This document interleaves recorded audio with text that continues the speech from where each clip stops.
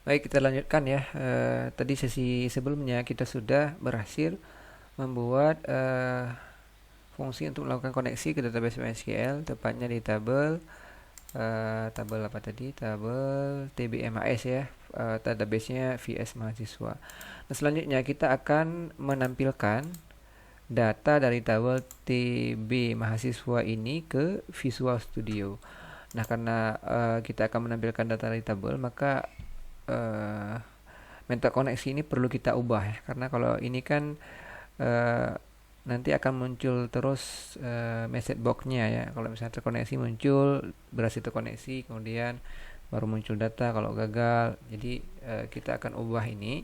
Nanti pengecekannya kita lakukan di bagian kode untuk melakukan query ke tabel DBMHS. Jadi ini kita ubah dulu ya. Ini kita ubah.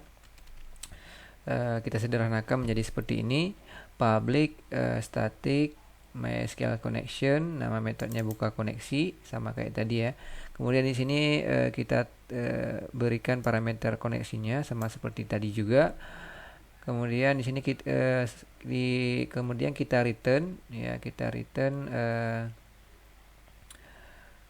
objek dari MySQL connection ya, sehingga nanti ini bisa kita pakai untuk melakukan query ke database MySQL ya, metode ini. Seperti ini, simpan. Nah, kemudian di bagian formnya, kemudian di bagian form loadnya tadi kan seperti ini ya. Nah, ini kita hapus ya. Ini kita hapus, kita ganti dengan perintah query ya. Pertama kita bikin dulu kita panggil dulu MySQL connectionnya yang tadi sudah di return berupa sebuah objek ya, MySQL connection koneksi ya, kita panggil metode buka koneksi yang ada di kelas koneksi ini ya. Kemudian ya kita buat exceptionnya try catch ya, try catchnya. Untuk bagian try kita akan melakukan query ke database untuk menampilkan data dari tabel TBMHS ya. Maka di sini kita ketikkan dulu perintah MySQL command ya, sebagai command ya, sama dengan con ini con ini membaca koneksi dari kelas koneksi ya. Kemudian create command. Nah, kita akan masukkan kita akan tuliskan perintah untuk melakukan query ke database ya, menggunakan create command. Selanjutnya di bawahnya command dot command text. Nah, di sini kita masukkan query-nya, query untuk menampilkan data dari tabel TBMHS. Maka di sini kita isi select bintang from TBMHS seperti ini. Kemudian kita atur datasetnya. Ini diperlukan untuk kita menampilkan data ke dalam data grid view ya. Kemudian kita tentukan MySQL adapternya ya. Kemudian di field ds ini data, ini bisa diisi dengan yang lain juga ya. Kemudian data grid view kita ambil dari ds ya, data dari hasil query-nya. Data grid view, data member ya, isiannya data. Nah, ini bagian try-nya ya. Jadi nanti kalau misalnya hasil query-nya sudah didapatkan, akan ditampilkan ke dalam data grid view yang sudah kita bikin di sini. Ini ya. Ini perintahnya. Kemudian catch-nya, kalau misalnya datanya query-nya tidak berhasil dijalankan, kita akan tampilkan message box gagal menampilkan data mahasiswa ya. Kemudian bagian terakhir kita akan melakukan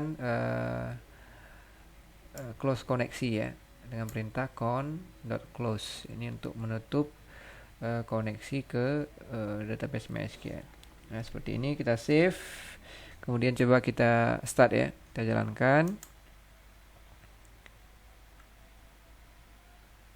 Nah, seperti ini udah tampil ya datanya. Ada kolom mahasiswa ID, mahasiswa nama, Banda Aceh ya, laki-laki, sistem informasi dan seterusnya. Coba kita cek ya, di sini ada satu record. Coba kita tes tambahkan record baru. Kita kasih nama Amir ya, tempat lahir misalnya Medan ya, kita isikan tanggal lahirnya misal 2001, jenis kelamin laki-laki, prodinya teknik informatika, kegemarannya berenang, misal ya, kita isi data dummy ya, tapi tombol go. Oke, berarti di sini di tabel MAS kita sudah punya 2 record ya. Selanjutnya kita tinggal uji coba lagi di Visual Studio ya. Kita start ulang. Harusnya di sini berisi 2 record. Nah, seperti ini. Ini udah benar ya. Ada 2 record, Amir, ini Medan, ini ada kesalahan penulisan ya. Tanggal lahir, ya, kelamin, prodi dan kegemaran. Nah, jadi seperti itu ya teman-teman untuk sesi kali ini. Kita sudah berhasil membahas bagaimana cara membuat koneksi ke database MySQL menggunakan sysap. Kemudian kita juga sudah berhasil membuat modul untuk menampilkan data yang bersumber dari database ya ke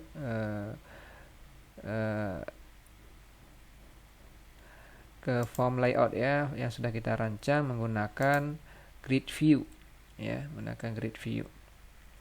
Nah, misalnya ada pertanyaan atau saran, silahkan ditambah berikan di kolom komentar. Untuk skripnya ini nanti saya kirimkan juga ya ke